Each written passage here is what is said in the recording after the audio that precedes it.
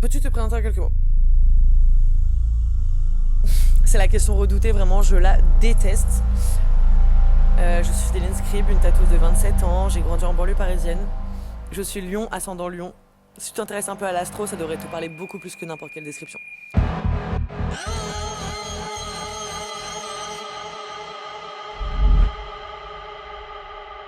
J'ai d'abord fait une école de mode, les ateliers Chardon-Savard. C'était mon véritable premier rêve. Mais finalement, je crée encore pour les gens, alors je m'y retrouve. Est-ce que je me considère comme une artiste ou une militante? Comme une artiste, probablement. Ou simplement comme une nana qui fait ce qu'elle veut, en fait. C'est pas ça, l'art, la liberté d'être?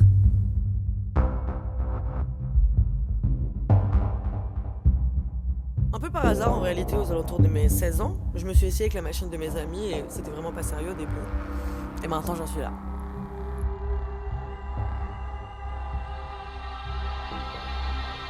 Pour moi, le corps, c'est une toile, une lutte, un espace sacré. Et c'est la combinaison des trois qui le rendent si beau et unique.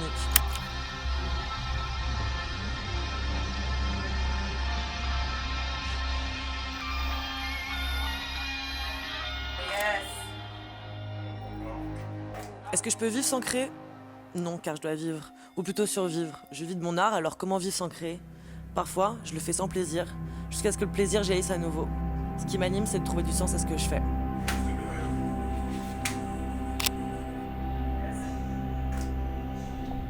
Yes, yes, yes. And now full profile, like with the tool. Yeah.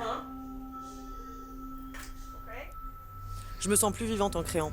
Ce qui me fait vibrer, c'est la lueur de bonheur et de renouveau dans le regard de mes clientes quand elles découvrent leur nouveau corps.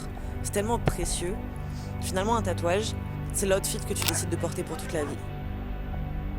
C'est tellement puissant.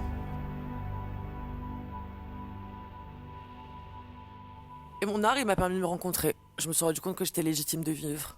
Mes clientes, elles ont donné du sens à ma vie. Quand elles me remercient à la fin de nos séances pour cette nouvelle armure que j'ai façonnée pour elles, je sais que je suis à ma place dans ce que je fais, que je le fais bien et que je suis légitime.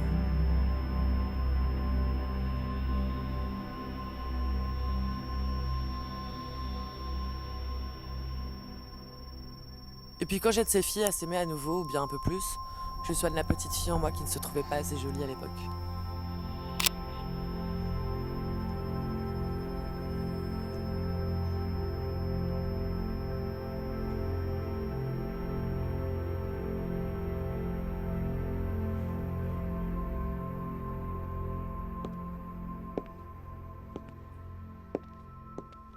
Est-ce que j'ai encore des choses à prouver? Aux autres, je pense pas. Je suis du genre à en avoir rien à faire de ce que les gens pensent. Je ne recherche aucune validation. Mais à moi-même, évidemment. C'est ainsi que je donne le meilleur de moi-même tous les jours.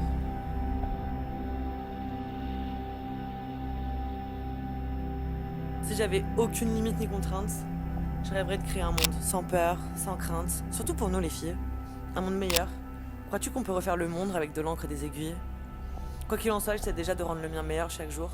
Et c'est le travail de toute une vie finalement.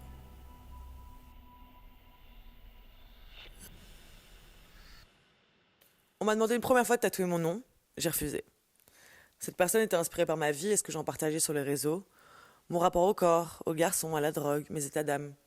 La vie d'une adolescente torturée en somme, comme beaucoup. J'ai finalement accepté, le mouvement est né. Le besoin de sororité est viscéral dans notre société, je pense. J'ai rien eu à forcer en fait. L'histoire s'est écrite toute seule. Mais ce qui est sûr, c'est que elle, je l'espère, aura un impact. Je veux laisser une trace, aussi infime soit-elle.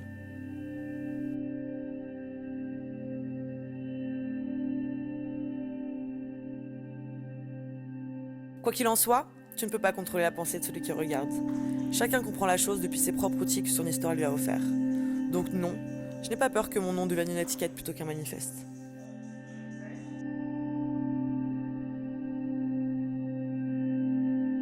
Contrairement à ce que les gens pensent, il n'y a aucun critère pour devenir une louve. Si mon contenu te plaît et la vibe qui en ressort te parle, alors tu as ta place avec nous.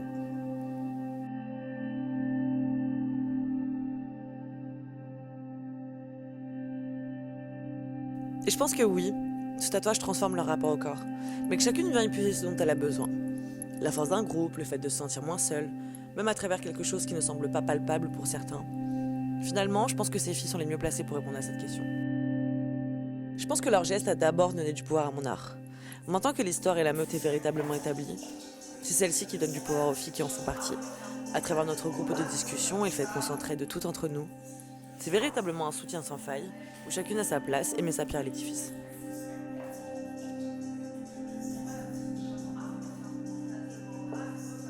J'ai déjà été tellement surprise de la façon dont le tatouage avait transformé une fille, et plus d'une fois. Elles me l'ont dit elles-mêmes que le tatouage ou notre rencontre avait déclenché quelque chose chez elles. C'est fantastique. Et il y a en chacune d'elles quelque chose de moi qui restera jusqu'à la fin. Quand je tatoue mon nom sous ces filles, je sens comme un courant énergétique qui me quitte pour s'installer en elles. Je laisse une part ésotérique de mon âme à chaque fois, et ça me fait du mal, autant que ça me fait vivre, de donner un peu de mon être. Maintenant, le fait de tatouer mon nom, c'est transmettre toutes les leçons que j'ai apprises au détriment de mon amour propre et de l'océan de tristesse qui s'agite en moi. C'est comme leur offrir un vieux grimoire plein de conseils, qui s'appellerait le grimoire de la pétasse.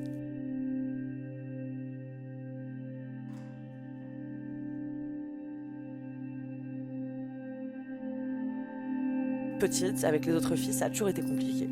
Au lycée et au collège, on te demande toujours de rentrer dans un moule dans lequel je ne rentrais jamais. J'étais détestée pour ce que j'étais, trop intense, trop tatouée, trop sulfureuse. Je me sentais si seule. J'avais besoin de créer ma propre famille, ma propre meute. Celle où tu peux être qui tu veux, sans jugement. Et ce mouvement, il a littéralement donné un sens à ma vie. Et ça m'impose aussi une certaine conduite. Quand je veux faire ou dire quelque chose, je me demande toujours que penseraient ces 500 filles qui ont mon nom tatoué sur elles. Ça m'évite beaucoup de bêtises. La manière dont je voudrais qu'on se souvienne de moi, comme une fille qui s'est faite toute seule, qui n'a été aidée par personne, et qui en a aidé plus d'une.